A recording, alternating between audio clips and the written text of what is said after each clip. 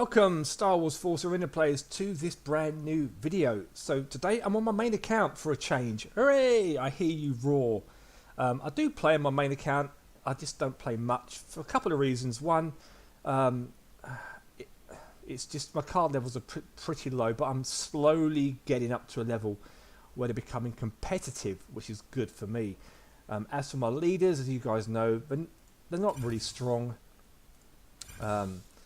I've got low-level leaders predominantly across all my account here because this is the first account I made to make videos with, so I focus more on just getting leaders to make videos rather than upgrading leaders that I tend to play most of all. So I might get Hera to 4. I don't really play Hera much at the moment, so that gives you an idea. And my strongest leaders are mostly level 3, which is not great when you're in Kyber.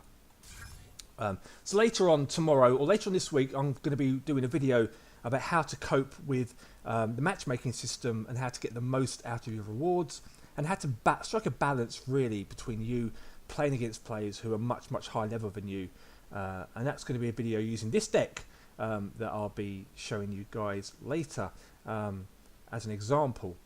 But this video is about Lando. This is the second time I've done this video actually, and the reason for that is because I've played some other games now, and some of the games I've played the leaders have been really strong, much higher level leaders, but Lando is a surprise, and I'll talk you through why that is. Now this particular deck has become a bit of a mash from playing Sabrine with her mortar, and Lando hasn't got really any boost for mortar decks and turrets and things like that, but he has obviously got his shuffling, and he's got his tactics there. Now with perk wise, we are at tier 2 perk, as you can see there. And in terms of presets, we've just got the standard level 1 preset for the rebels, nothing special there. But your main attack is going to be coming from your mortar deck. Mortar's the main source of attack here, followed up with things like Barry to repair it. Now if you haven't got Barry, if you're too low level to have Barry, because he's a tier 11 unlock, I put in a wiring bomber instead, same cost of energy, and I tend to just use that as a replacement.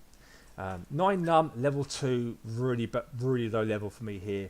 And you think about how many times I've had 9 num from packs. He could have been level 10 by now if I had the credits to do that, but I kept getting rid of him.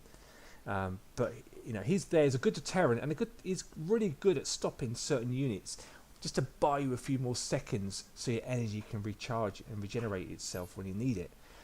Another card that's underused, the Dracelian Rebel Warrior. Now this card is particularly strong against everything you see on the screen obviously, and it's a great tank. It gives you a chance to push into a turret. It's really strong against enemy leaders as well, as you'll see in his next couple of video replays I'll show you. Obviously get weak against spiders, but they're not too bad against spiders, but obviously because it does keep popping out smaller spiders, that's what I tend to attack more of. But if you can stop that and focus on the core of the droid there, it will kill it relatively quickly. And then a staple, the Royal Guard. Now these units are fantastic in the game.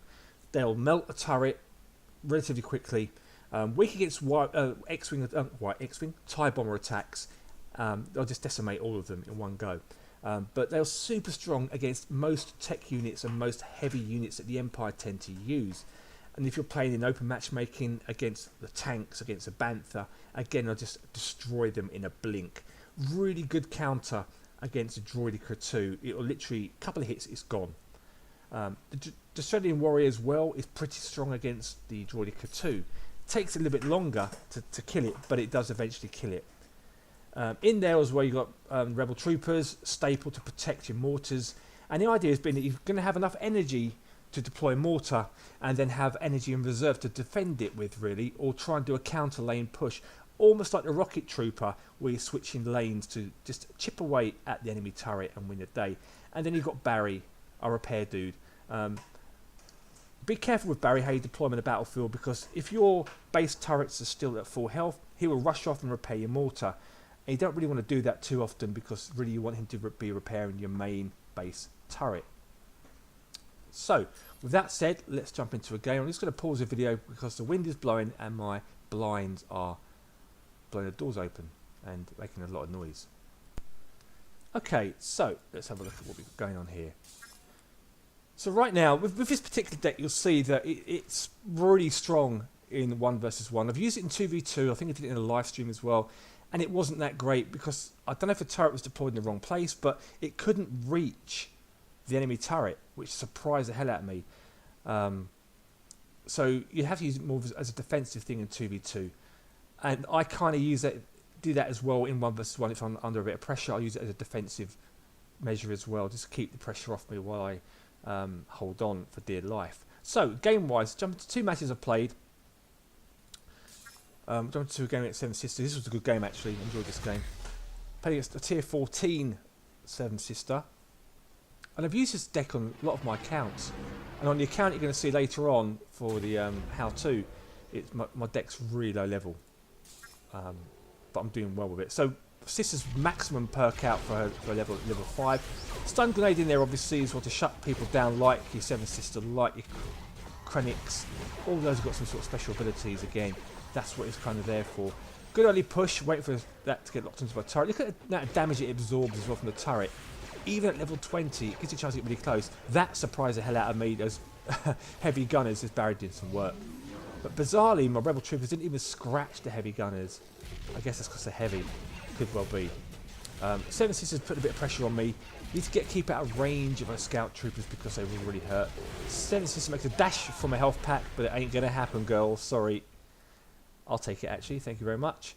9 numb, just going to get there. 1 shot. Not even that, he dies. Level 2, it's not surprising. So clearly this is Sister's main push. The right troopers, just hold on there. She's making yet another suicidal attack on this turret. Got 9 numb to take care of the rocket trooper. Barry's doing his thing.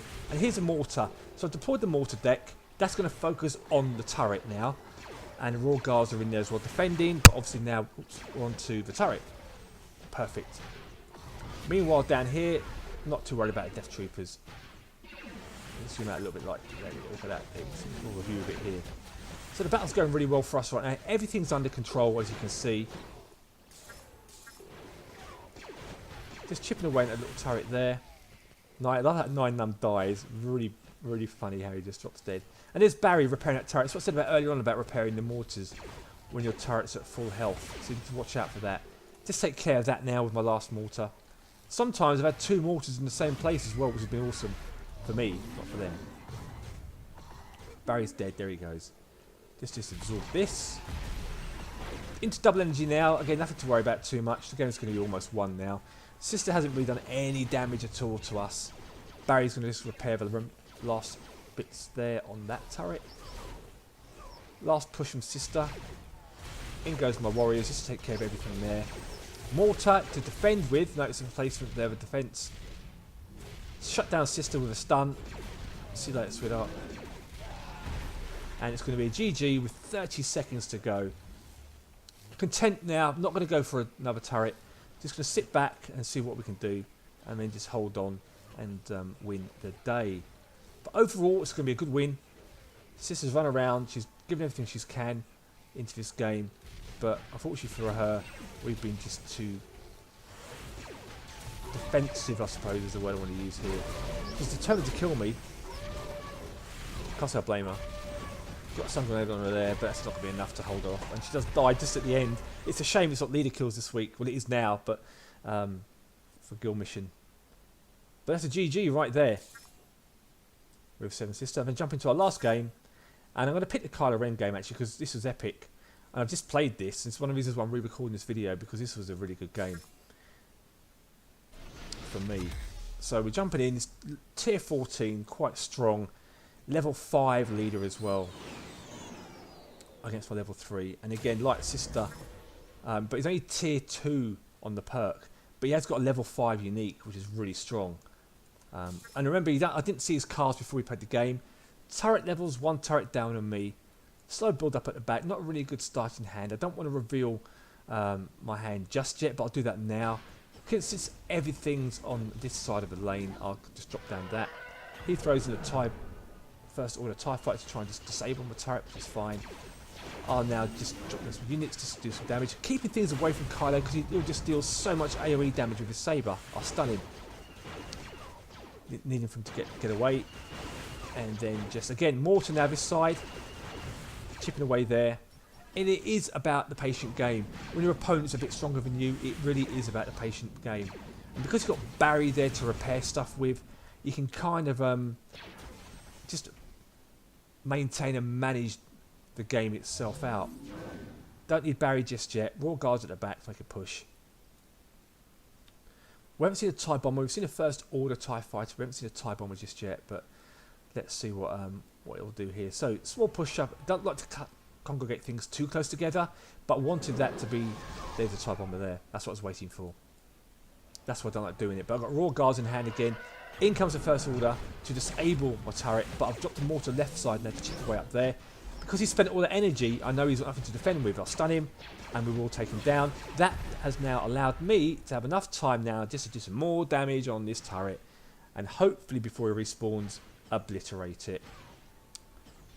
He drops in a level 8 epic, which is pretty strong.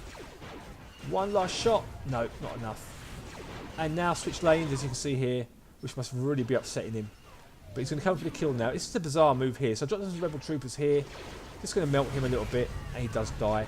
9 num to the right side, notice his placement there. Takes the focus away from my turret. And he does die. Great big stars, he dies. Love it. And in goes Barry's been called for now. But he will kill Barry with his airstrike, no doubt. There it goes. See you, Barry. And there goes a turret. Bottom right hand lane, turret's gone now as well. 40 seconds to go. We're in double energy. And then look where I've deployed that now, middle lane. Just to keep him away from me. Just to focus away. And he's determined. Stun grenade again on Kylo. Poor Kylo, and he dies again. Stun grenade is a fantastic card to have. If you're struggling against leaders, using that at the right time will really save yourself a lot of bother and a lot of strife. But he's back again for some more. First order right troopers again. Nothing to worry about.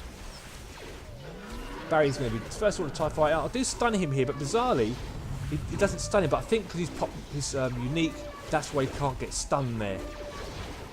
But it wasn't enough either way. And Barry just hangs on to dear life for a GG. So that is my Lando deck. Let me know what you guys think in the comments below. Give it a try. It's super fun to play. Keeps your opponent guessing. And if you play it just right to manage it well, you'll end up taking some wins and pushing yourself up into the league. And even with a lower version, I've got a lower version of this I'm working on my other account, which is really low level. I'm just about hanging in there as well. The wins are hard to come by in terms of like the turret level differences, but you can get one turret wins, which is kind of cool. But thanks for watching, and I'll see you in the next Star Wars Force Arena video. May the Force be with you.